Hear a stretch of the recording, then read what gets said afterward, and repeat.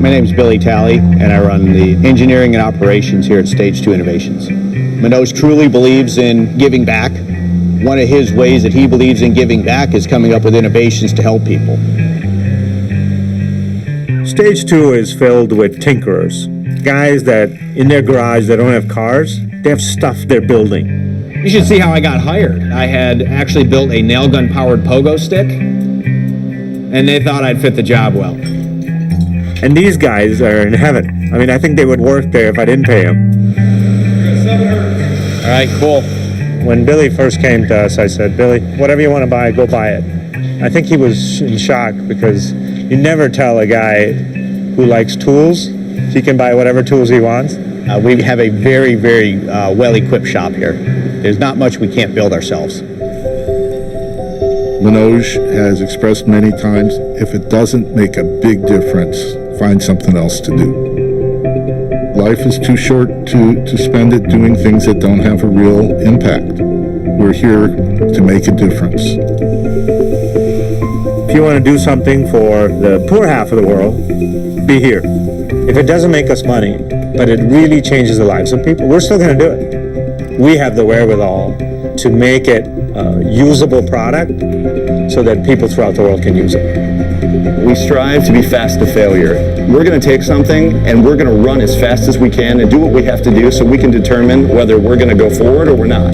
These are items that we want to bring out on a large scale that he truly believes in. In order to make this, if we didn't have this shop, it'd be weeks out. These guys can program it and make it probably in a day. That part is really, really important. We just concentrate on those things that are going to be incredibly useful. And if you come up with something cool that's not, we don't do it. I have no interest. I don't want to be cool. I'm never going to be cool. So that's long gone. My job, I think, is to make complex simple, whereas it seems the consultant's job is to make simple complicated. We use some experts and consultants sometime, and usually when a science guy says it can't be done, to me that's validation that it can. So it's a different, because we define stuff like expert. What's an expert? Expert is someone who knows everything that was. He's really good at what was. And if you ask him about what will be, he says, no, that can't be done because I'm an expert on what was. Well, why do I need you? Because if I wanted to do what was, I don't have a business. So, we do talk to experts just to make sure that maybe they've thought of something or the history of that area is something that we haven't thought of. But we really don't rely on them for the future because that's just silly. To me, the largest area of work for the future, energy and water, are the real solutions to health, livelihood, all of the stuff that goes above it. Most people don't realize in rich countries, but half the world either has no electricity or electricity 2-3 hours a day. Everything requires energy. So you try to look for that which is the one thing that will lead to benefits that are across hundreds of things. So human mechanical energy is so amazing. Why can't we use that to create energy? So we've invented a hybrid bicycle that you pedal for an hour and you have electricity for 24 hours. We call it free electric. The free electric, I think, is the coolest of all our inventions. Not just because it just looks really great, but it's so simple. It's sort of what we try to do is make things simpler and simpler. And yet it's going to maybe have the largest effect of anything in the last 100 years. The reason is, for the poor half of the world, they have electricity 24/7. Electricity is the greatest enabler there is. And we've kept half the world out of it. This enables all of these people who have not been part of the Industrial Revolution. They're still living as if it's 2,000 years ago. All of these people now can become part of a productive society. And this is what will enable them. This solves the problem no matter what happens, whether it's sun shines or cloudy or night or whatever it is, anything happens, you have electricity. You're never out of electricity. Also, if you look at worldwide, the other side is really interesting. Hurricane Katrina was a Category 5 monster that became the costliest disaster ever in the U.S.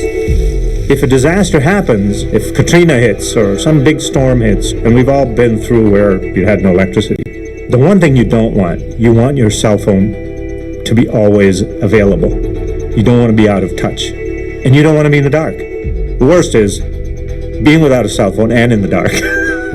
So you're alone in the dark. With this, it can never happen. What people normally do is they'll get a generator, diesel generator. But the problem with the diesel generator is when disaster hits, there's no diesel available. You have this, you will never run out of electricity. And you never generate any pollution. So half the world is not going to generate pollution in their homes. So if you pump for an hour, you're keeping maybe a pound of CO2 out of the air. Right now, we're pumping about 25 billion pounds of matter up in the air every year. And you figure sometime that's going to make a difference? Every year? So what this does is you have electricity for all these people, and it's mechanical. You work for an hour, you have electricity for 24 hours. The only side effect is you get stronger and healthier. There is no other side effect to that. That's the ideal invention. That's why simple stuff is the greatest, because it impacts everything and it doesn't have unintended consequences.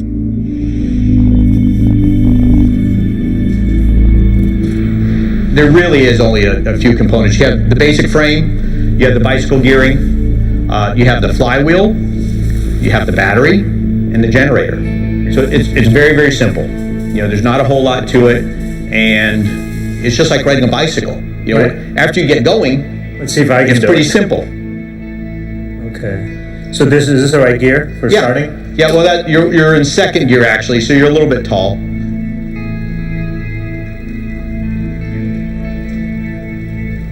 So it's like driving your car away in second gear. Well, actually, I can see it there. That's a better. You lean back. Yes, that's the whole part about the reclining Well, side. that's pretty cool. With human energy and working out a lot of the efficiencies, we're able to go and power 1,050 equivalent watts of lighting and energy power. That's like being able to power 10 100-watt light bulbs. I mean, it's a lot of light. Wow. So when does this start to get to a point where it's lights up everything? Well, actually, right about now, be any time now. There you go. There we go. All right. Is that from me? Yeah. Just doing it here? Yep. Actually, this isn't bad. This is No, it's not bad at all. This is like where you would set a bike if you were going to exercise. Yep.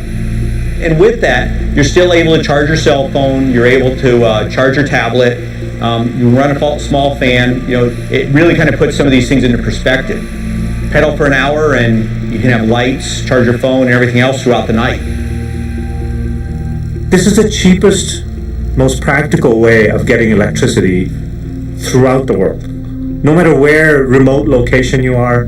So now all of a sudden all this whole economy of all of these poor that were not contributing anything to their outside world, now they're all bringing it up. All of a sudden they're on the internet. You know, they're getting information on all of a sudden they're getting educated. So the real thing is to get the poor out of their poverty. And one of the basics is energy. I mean, think about it. The poor half stay the poor half because they have no power. They have no energy. That's one of the most fundamental things. That and water. Those are the two biggest things that poor person really needs. Somebody asked me, in the interview, I said, what does an entrepreneur really need? So I said, really only two things. Common sense and a sense of urgency. That's it. And they asked me, who should we learn this stuff for? And my answer was, from your mom. Because she's probably done more management than your MBA professor. You know. Because He's got a budget. He's got all these kids running around, hard to manage. All of this thing has to be done every day, 7 days a week. Now that's work. That's hard work. That's learning on the job.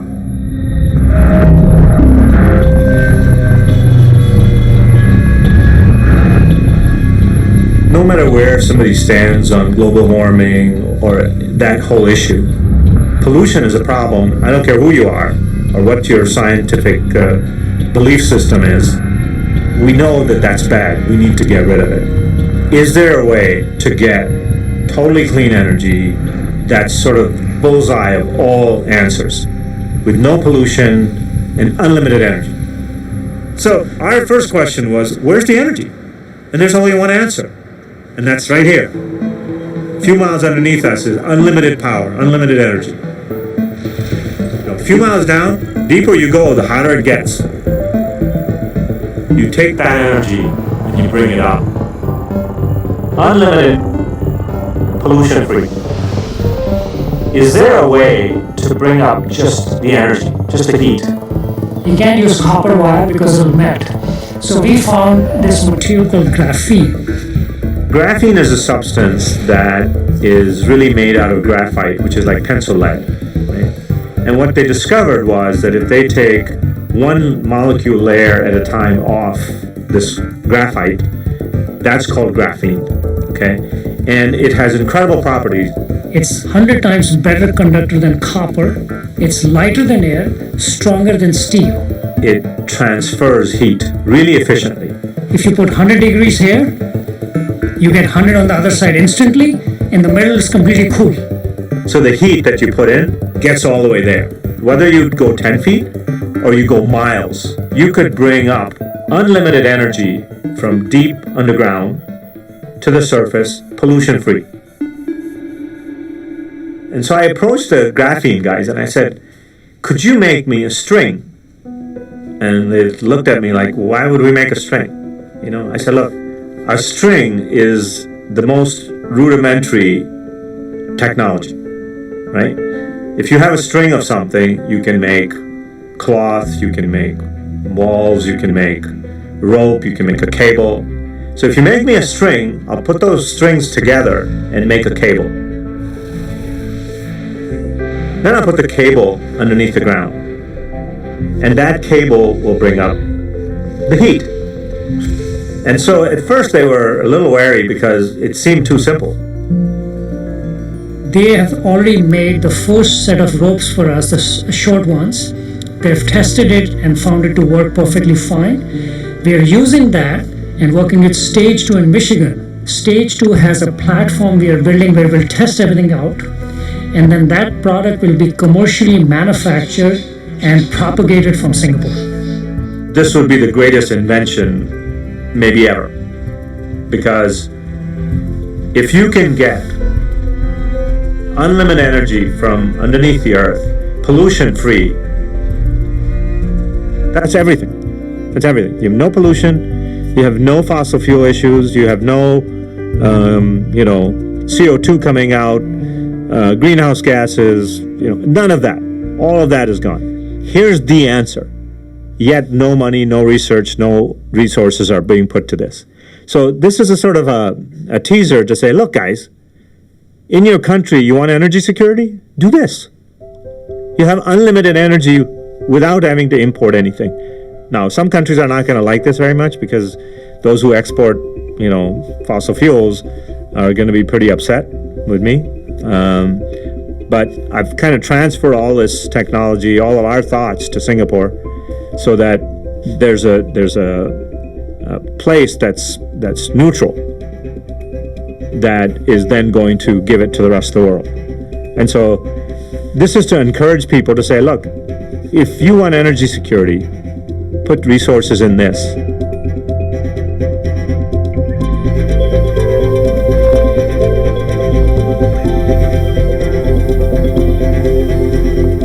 Energy is the great equalizer. If energy was plentiful, the poor wouldn't be poor. Our concern here isn't to make people rich. Our concern is, can we get them to make a livelihood? Can we get them to be healthy? can we get them clean water? If you can get it to that level for the people that don't have it, that's an enormous benefit. Wall Street fellas are so enamored of companies that spend 5% of their sales on research versus 3%. What, is this brains by the pound? You know, it's not about the money. Good stuff doesn't come from money. And history tells us that, and we still chase it. Mobs of PhDs do not come up with great inventions. It's a couple of guys in a garage that have proven that that's not true. And it's usually a couple of people. Throughout history, it's only been a couple of people have come out with the greatest of stuff. And yet we insist that if we have 1,000 PhDs instead of 500, we're going to do it better. It makes no sense. The drought has left its mark here. Some communities could soon run out of water entirely. This is what the Sierra looked like a year ago, but this winter, what a difference. The state now in extreme drought. Nature's always smarter than we are. Let's say you come up with an invention that makes clean water out of all this huge amounts of salt water that the world has. Water everywhere, not a drop to drink. So we've got all this water, but we can't use it. Now there's a lot of places around the world, whether it's India, Africa, China, everywhere, there's a shortage of water. And one of the reasons we went after water is because it is totally fundamental to human life. All right. Spray bars are holding. Starting to make distillate. Cool. Where we are right now is the RAIN project. This equipment, what it does, it turns seawater or any dirty water into fresh water. Well, one of the reasons why we got involved in the RAIN project is we saw a lot of lacking technologies in the market to generate what we call high quality water, which can be used for agriculture, drinking, and industrial applications. But more importantly, it does not require any operational support. All right. Start spinning other parts. The reason we called it the RAIN project basically mimics nature. It heats water, you have water vapor, and then you take that moisture into a different compartment, and then you distill it. The steam or vapor turns into water. So it takes energy to heat the water, and then the energy is released when you turn it back to water. So we take that energy and recycle it back to heating the water again. This little bitty machine here can do 1,000 gallons an hour. Some of the great things about it compared to what the technology is today is, one, it has no parts that are consumables. No screens or no membranes that go bad. And it can be made to make distilled water or any level of clean water. Whereas current technology will only take seawater and turn it into drinking water, but it will not turn it into water that can be used for agriculture. It still has too much salt.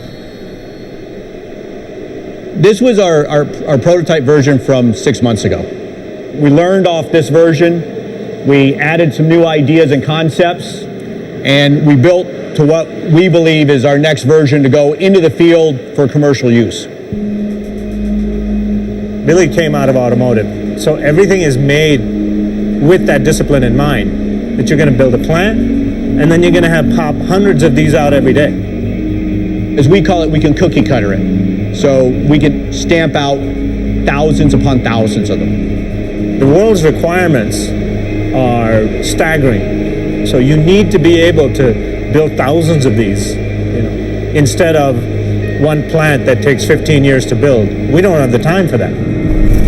We're able to take seawater, undrinkable, unusable for anything, and turn it into complete drinking water, literally in a matter of minutes. And the beauty is, it's a very self-contained system. You don't need a lot of infrastructure to do it. If you move something in a modular basis, you need the hoses to hook up for the water, a couple of tanks to collect the water, and electricity to run it. So it's very easy and modular system to be able to put in anywhere in the world. And when you're done, you have lovely, fresh, clean water. It's warm enough to make tea right now, but good, fresh, ready to go. Great. How is it? It's good. It's good distilled water. You know, it's this water right here is probably at a level almost to pharmaceutical grade water. Wow. And that's one of the other beauties is we can raise or lower what the level we want to. But this is very, very, very pure water right now. From fresh, clean water comes food, comes livelihood for farmers, comes